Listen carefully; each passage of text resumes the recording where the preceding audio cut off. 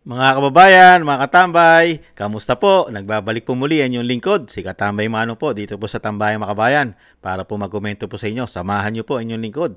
Magandang araw po muna, tanghali, hapon, gabi.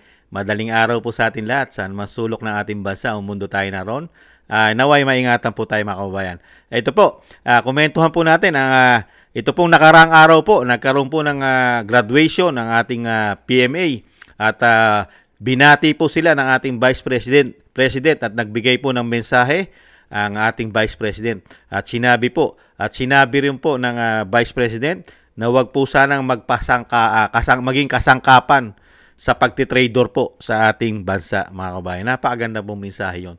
Dahil yata sa nakikita ng Vice President, ang ating po mga men in uniform na nagagamit po yata at nagiging trader po yata sa ating bansa. Lalong-lalo po sa ginawa nilang pagtitrador sa dating Pangulong Duterte.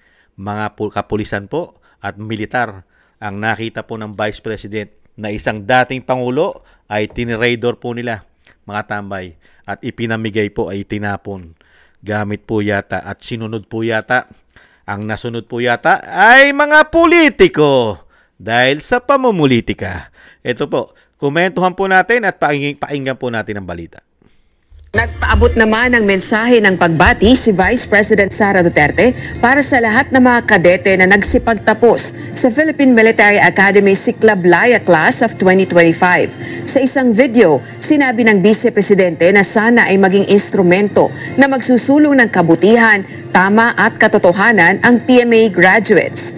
Pakiusap din niya sa mga bagong nagsipagtapos na sana ay manindigan ng mga ito para sa kabutihan. Huwag maging abusado at maglingkod para sa tagumpay ng mga Pilipino.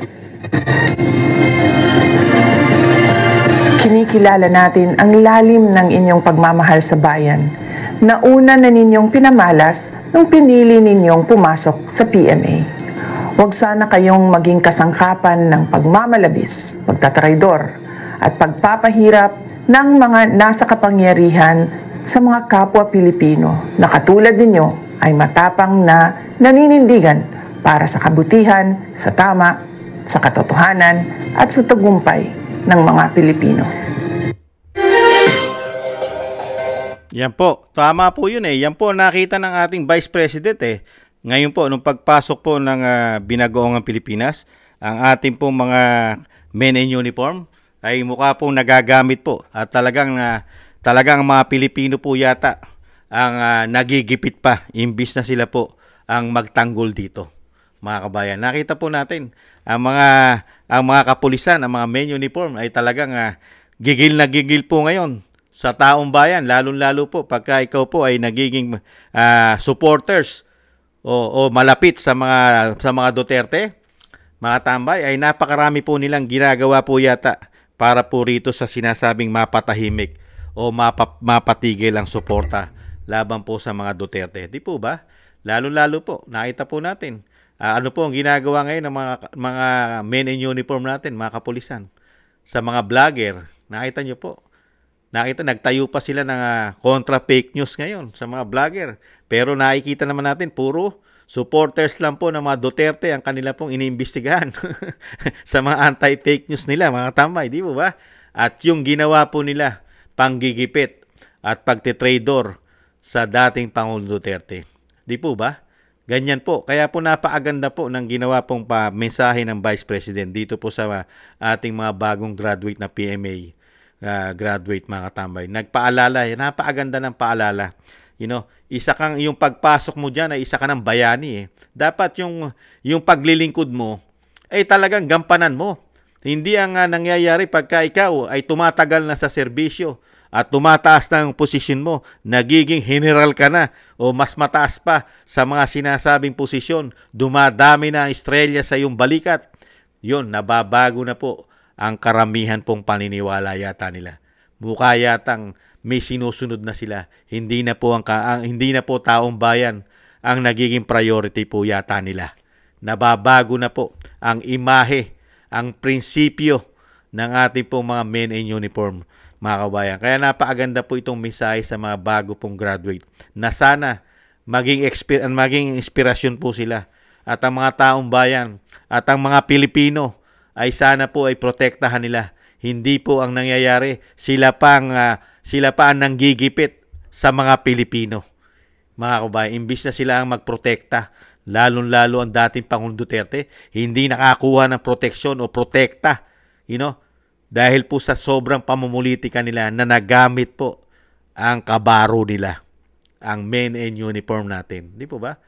Ang mga kasundaluhan, mahigit 7,000 ang nagbantay para hindi na mailabas sa Villamor Air Base ang dating Pangulo. Ganyan po nila sinecured para lang maipatapon sa The Hague, sa Netherlands, sa ICC, mga tambay. Ganyan po. Kaya po nakakadismaya. Kaya ang Vice President ay dismayang-dismaya nung pumasok po yata ang binagoong Pilipinas. Ang mga men in uniform ay nagagamit po at nagiging traitor po yata sa bayan sa nakikita po ng Vice President, mga kababayan. Sana po maging mabago na o mabago na, maging maayos na po ang mga susunod na mamumuno dito sa PMA, mga tambay, sa ating kasundaluhan. At syempre po, mabago na rin po sana ang imahe ng PNP. Kasi nabago na po yan eh. Nabago na po sa panahon ni dating Pangulong Duterte yan. Kahit papaano po, nagkaroon na po ng tiwala ang mga Pilipino sa PNP, sa AFP, sa Men in Uniform, di po ba? Pero ngayon, nung pumasok po yata ang binagoong Pilipinas, nakita po natin na talagang yung sinasabi ni dating Pangulong Duterte na narco-politics, mukha po yatang bumalik na naman yata. Nakita na naman natin. Grabe. At grabe po sila mamulitika ngayon. Di po ba? Napakahirap po. Iba na po ngayon na nakita natin sa ibang klaseng pamumulitika na po. Nagagamit na po sila sa politika yata, mga tambay. Yung sinasabi nga po na lingkod bayan sila ng taong bayan. Dahil sila po'y pinag-aral ng taong bayan. Pinag-aral po ito eh. Gastos po ito ng taong bayan. Gastos po ito ng buwis. Tax ng taong bayan.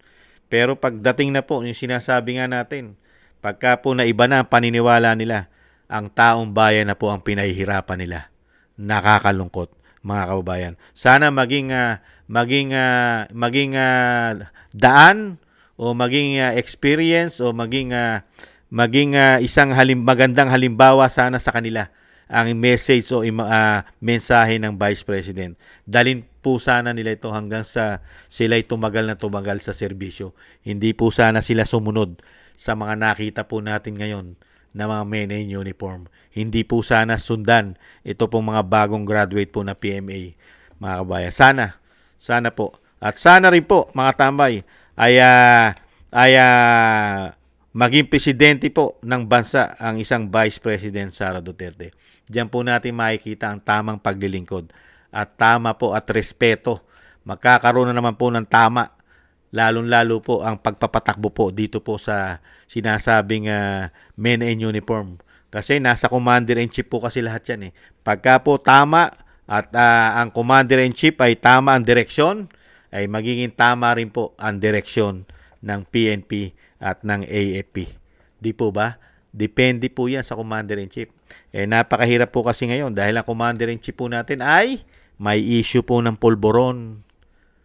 Napakahirap po. Pagka po may issue ng pulburon, baka po karamihan po ng men in uniform ay gumagamit na rin po di umano ng pulburon. Di po ba? Hindi kaya. Kaya congratulations po. At yung binabati po natin ng mga bagong graduate po ng PMA, congratulations po. Sana po isa puso nyo po at isa isip ang mensahe po ng Vice President sa inyo. Yan po ang napaka-importante po na inyo pong sinumpaan, mga kababayan. Mga kababayan nating men in uniform, sana po isa puso nyo po at hindi po isa bulsa, mga katambay. Pagka po kasi isinabulsa po ninyo, pagdating ng panahon isinabulsa nyo, doon po nasisira ang inyo pong uniforme at pagkatao dahil po sa sinasabing priority. Priority namin kayo. Ayong kitang baluslos at kisaldi ko. Kayo ang priority namin. patay kang bata ka. Maraming salamat po mga kababayan. Sa gusto po ng Tambayang Makabayan. Thank you po sa ating mga tagapanood. At syempre po sa ating mga subscribers. Maraming salamat po mga kababayan. Thank you po sa inyo. Shoutout po sa inyo lahat. Mabuhay po kayo. At thank you rin po sa mga nagbibigay ng biyaya at tulong po sa inyong lingkod.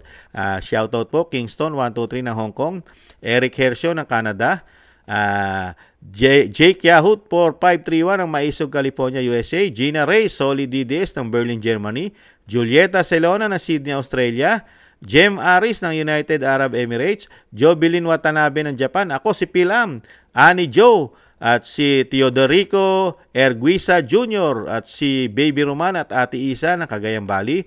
Thank you po. Ingat po kayo. Shoutout po sa inyong lahat. Maraming salamat po. At thank you rin po sa nagusto ng Tambayang Makabayan sa YouTube at TikTok. At ganoon din po sa mga nagko-comment, like, share, and subscribe. Maraming salamat po.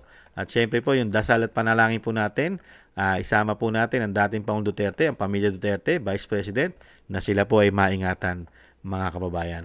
At tayo rin po, doble ingat po mga kababayan, doble ingat po. Sa muli po mga tambay, thank you po. Paalam, sa muli, bye-bye.